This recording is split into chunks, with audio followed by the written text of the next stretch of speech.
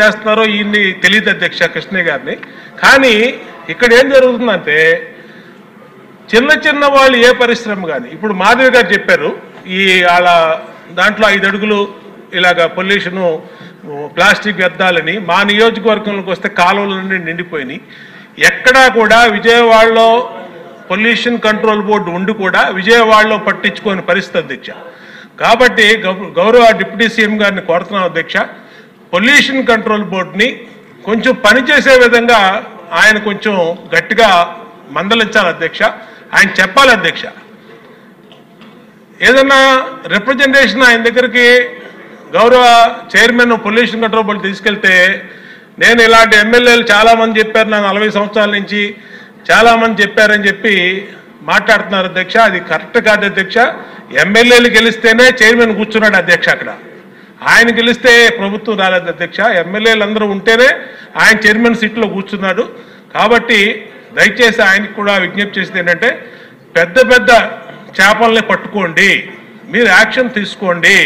అయోధ్య రామరెడ్డి రామ్కి వాళ్ళని ఎందుకు వదిలేశారు? మీరు ఎందుకు వదిలేశారు చెప్పండి. ఈ సభలో ఇక్కడే ఉన్నాడు ఆయన.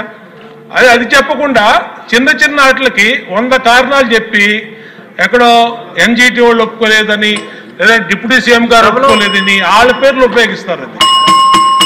ఈ సబ్జెక్ట్ ప్లాస్టిక్ అయినా సభలో లేని వాళ్ళ పేర్ల గురించి మాట్లాడటం కూడా కరెక్ట్. అలాగే సార్, ఈ ప్రశ్నకి దానికి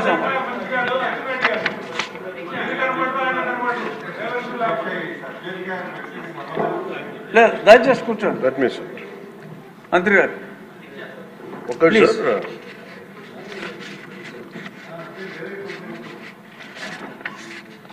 ముందు ఇందాక ఆవిడ చెప్పింది, మన గౌరవ మాధవి గారు చెప్పిన ఫస్ట్ అది మోర్ రెలవెంట్ క్వశ్చన్ కాబట్టి దీనికంటే first let me answer for that. ఈ ఉప్పలపాడు బర్డ్ శాంక్చురీ దాదాపు 9 అడుగులు 8 అడుగులు ఉండాల్సింది అది 5 అడుగులకు వచ్చింది అనేది. అలాగే గుంటూరులో ఈ కాలువల్లో పూడికలు కానీ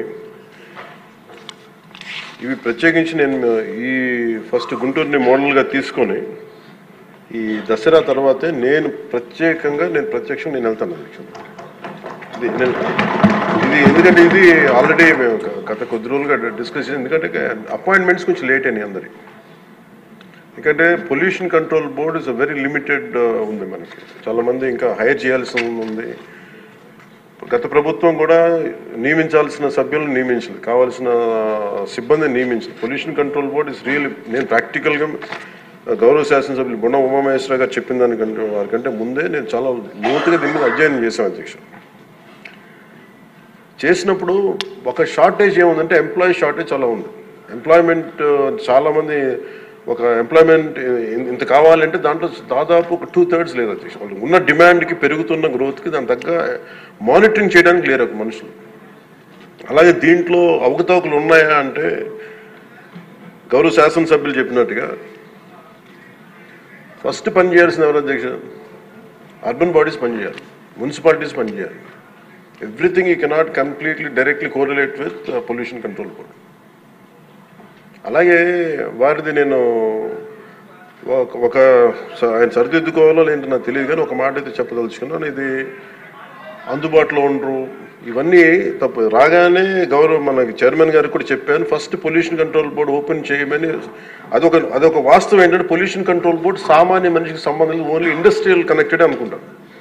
ఇది ఫస్ట్ టైం కృష్ణయ్య గారు వచ్చాక వారికి తెలియజేసిన హీ హ్యాస్ ఓపెన్డ్ ఇట్. ఎవరైనా సరే ఎనీ ఆఫీస్కి వెళ్ళిపోయి మీరు పొల్యూషన్ కంట్రోల్ బోర్డు ఆఫీస్కి వెళ్తే మీకు అది ఓపెన్గా ఉంటుంది. దానికి నేను బాధ్యత తీసుకున్న తర్వాత మొట్టమొదటి చేసిన అధ్యక్ష. కాకపోతే దీని మీద అవగాహన కల్పించాలి, అసలు వెళ్తే కొంత సమాధానం. ఎందుకంటే first of all there is extensive employment shortage ఉంది, దానికి అదొక మేజర్ సమస్య. అలాగే వారు లేవనెత్తింది ఇంకొకటి రామ్కి సంస్థ మీద, వారికి షోకాస్ నోటీస్ ఇష్యూ చేయడం జరిగింది, యాక్షన్ తీసుకోవడం జరిగింది. అలాగే చాలా వ్యర్థాలు వదిలేస్తున్నారు ఇవన్నీ. అంటే ఒక ప్రాబ్లం ఏముందంటే ఏదన్నా సరే స్ట్రిక్ట్ యాక్షన్ తీసుకోవాలి అంటే ఎన్ని ఇండస్ట్రీస్ మూతపడిపోతే మనకు తెలియదు అధ్యక్ష. ఇప్పుడు మీకు ఇందాక నేను ఎందుకు ప్రస్తావించానంటే ఉదాహరణకి ఫ్లెక్సీస్ ఇప్పుడు ఫ్లెక్సీలని వెంటనే మనందరికీ తెలుసు, ఫ్లెక్సీస్ మైక్రో లెవెల్ డిస్ట్రిబ్యూట్ అయిపోయి భూమిలోకి ఇంకిపోతున్నాయి, నీళ్ళలోకి వెళ్ళిపోతున్నాయి, గాల్లో కలిసిపోతున్నాయి, ఆ తిరిగి తల్లి గర్భంలోకి వెళ్ళిపోతుంది, ఇవన్నీ తెలుసు. కానీ ఏదైనా వెంటనే బ్యాన్ చేద్దామంటే it has become an employment source for many people. కొన్ని కుటుంబాలు రోడ్డు మీద పడిపోతాయి. సో దీనికి ఏం చేయాలి? దీనికి చాలా సహజ క్రమంలో తీసుకురావాలి, ఒక మార్పు పట్టుకురావాలి, చాలా సహజ క్రమంలో కొంత అవగాహన కల్పించాలి, వారికి కొంత తెలియజేయాలి. సడన్గా మెషిన్ పెట్టాల్సిన ప్లాస్టిక్ పెట్టే చోట బయోడిగ్రేడబుల్ మెటీరియల్ పెట్టాలంటే దానికి ఆ పర్టికులర్ ప్రింటింగ్ మెషిన్ ఎంతవరకు యాక్సెప్ట్ చేస్తే కలర్స్ అంత సాచురేషన్ ఉంటుందా లేదా, ఇవన్నీ కూడా ఆలోచించాలి దేశం. నా ఉద్దేశం ఏంటంటే ఒక ప్లాస్టిక్ చిన్నపాటి ఫ్లెక్సీకే మనం ఇంత ఆలోచిస్తున్నప్పుడు, can you imagine the magnanimity to apply the real true pollution norms to every industry. ప్రపంచం మొత్తం మీద ఇది ఒక భారతదేశం లేదు, ప్రపంచం మొత్తం మీద I'm very deep committed environmentalist అధ్యక్షుడు. నేను రియల్ లైఫ్లో వాడటానికి వంద ఆలోచిస్తాను.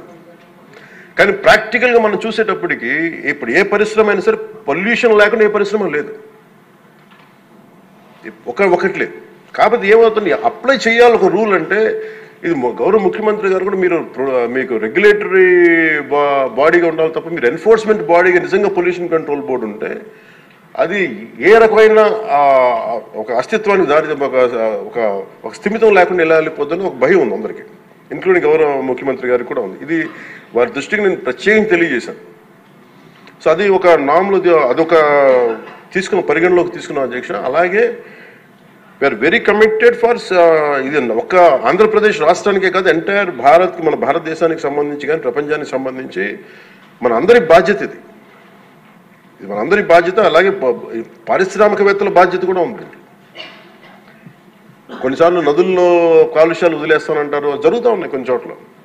ఉదాహరణకి మనకి డెల్టా పేపర్ మిల్సే ఉంది, మనకి భీమవరం డెల్టా పేపర్ మిల్స్ మొత్తం అసలు కూర్చోబెట్టి ఒక బలమైన పంట కాలం నాశనం అయిపోయినాయి. అది మీ దృష్టిలో ఉంటుంది, మీకు తెలుసు. కానీ ఇప్పుడు తీసేద్దామంటే ఇప్పుడు దీన్ని ఎలా శిక్షిస్తారు దీన్ని చెప్పండి. దీనికి కొంత ఒక విస్తృతం నేను ఎందుకు ఒక వేగ్గా అడగలేదు అధ్యక్ష.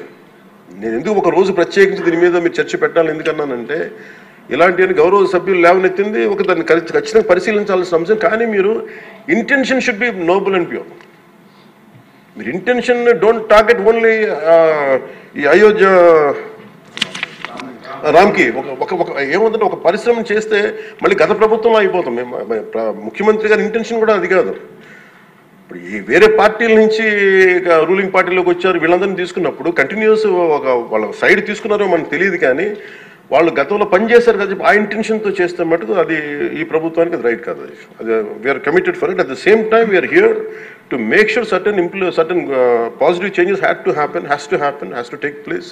But how do we take it forward? ఇది ఒక విస్తృత స్థాయి చర్చ జరిగితే తప్ప గౌరవ ముఖ్యమంత్రి గారు కూడా దీని మీద నిర్ణయం తీసుకోవాలంటే గౌరవ సభ్యులందరూ కూడా దీంట్లో పాల్గొని ఈ నిర్ణయం తీసుకుంటే, ఈ పాలసీ చేంజ్ చేస్తే, ఇంప్లిమెంట్ చేస్తే, ఒక పాలసీని ఇంప్లిమెంట్ చేయాలో ఏమేమి ఉంటాయి కళ్ళ ముందు. మనకి ఈ రోజుకి వివేకానంద గారి కేసులో మర్డర్ జరిగిందని తెలుసు, మనం ఇంకా చేయలేకపోతున్నాం దాన్ని. ఇవన్నీ అందుకని దీన్ని అంటే నా ఉద్దేశంలో అప్పీల్ టు యూ గౌరవ శాసనసభ్యుల్ని నేను ఒకటే కోరేది ఏంటంటే బొండమ్మ గారిని ఖచ్చితంగా it will be taken, it will be considered and this is my commitment to you all. ఈ సభకి మీ ద్వారా నేను కమిట్మెంట్ ఇస్తాను. పర్యావరణాన్ని చాలా చాలా ప్రథమ బాధ్యతగా మేము తీసుకున్నాం అధ్యక్ష. కాకపోతే దీనికి ఏంటంటే ఫండింగ్ ఇవన్నీ ఉన్నాయి. మేము ఫండింగ్ దాటి కూడా చెప్తున్నాం అధ్యక్ష. ఇది ఒక మీరు ఎమోషనల్ కమిట్మెంట్ అనుకోండి, దీన్ని ఒక గుండె లోతుల నుంచి వచ్చిన ఒక స్ఫూర్తితో చెప్తున్నా ఏదన్నా అనుకోండి. ఈరోజు మనకి నిజంగా పర్యావరణాన్ని పరిరక్షించాలంటే అంత నిధులు కూడా లేవు. ప్రజలు తినేసి అక్కడ వేసేస్తున్నారు ప్లాస్టిక్. దీనికి చంద్రబాబు గారు మేము వెళ్ళి కూర్చోబెట్టి రోజు తీయలేం అధ్యక్ష. దీనికి దేర్ ఆర్ ఎనఫ్ ఎంప్లాయ్మెంట్. దాని అంత చాలా మంది ఎంప్లాయీస్ ఉన్నారు, ప్రజల్లో ఇది రావాలి. సో దానికి తగ్గట్టుగా ఏం చేయాలనేది ఈ సభ కొంచెం సీరియస్గా తీసుకొని దీని ఒక అవగాహన అందరికి కల్పించుకొని మనందరికి ఒక బలమైన బాధ్యతగా తీసుకుంటే దాన్ని ఇది మనం ప్రజల్లోకి 5 కోట్ల మంది ప్రజల్లోకి తీసుకెళ్ళచ్చు అధ్యక్ష. అది మీ ద్వారా కోరుకుంటున్నాం. బట్ నేను మీకు మాట ఇస్తున్నాను అధ్యక్ష, మేము ఇప్పుడు ఈరోజు రామ్కి ఒక్కదాని గురించి చెప్పాను, మాకు 100 ఉన్నాయి అధ్యక్ష. ఇలాంటి నేను ఒక 25-50 చెప్పగలను as on today. But the purpose will be defeated. భయపెట్టడం పారిశ్రామికవేత్తల్ని, లేదంటే వాళ్ళని కూర్చోబెట్టి వాళ్ళని ఏమేమి జరుగుతుందో వాళ్ళకి తెలియజెప్పి వాళ్ళ ద్వారా చేయించడం. ఇప్పుడు ఇదే నాకు డెల్టా పేపర్ మిల్స్ మనకి మొన్న కూడా ఉన్నాయి. ఆక్వా ఈరోజు 25,000 ఇన్ని వేల కోట్ల ఆదాయం ఆక్వా ఇస్తుంది. అది ఎంత పొల్యూషన్ క్రియేట్ చేస్తుంది మాట్లాడాలంటే. కానీ ఇండివిజువలైజ్ చేయలేదు కదా, it should be total policy. అందుకని దీన్ని దృష్టిలో పెట్టుకొని మీరు దీన్ని ఈ ఒక్క ప్రశ్నతో ఈ ఒక్క పోటుతో కాకుండా విస్తృత స్థాయిలో మీరు ఒక రోజు దీని మీద చర్చించి, pollution is the future of our life. Pollution జరిగితే మనం ఎంత డబ్బులున్నా ఎంతున్నా ఆనందంగా బతకలేని పరిస్థితులు, మాస్కులు పెట్టుకోవాల్సిన పరిస్థితులు వస్తాయి భవిష్యత్తులో. అలాగే ఉన్నాయి యాజ్ ఆన్ టుడే. మీరు దీని మీద ఒక నోట్ చేయండి అధ్యక్ష. ఒక విస్తృత స్థాయి ఒక అసెంబ్లీ ఒక సభ జరగాలి దీని మీద. ఆ రోజు వచ్చేలోపు మేము ఏమేం చేసాం, ఈ రోజు గౌరవ శాసనసభ్యులు లేవనెత్తిన అంశాలన్నిటికీ నేనే ప్రత్యక్షంగా వెళ్ళి ప్రతిదీ నేను పరిశీలించి నేను దాని మీద సరైన మీకు ఒక నివేదిక అందజేస్తాను. నేను మీకు హామీ ఇస్తున్నాను. Thank you.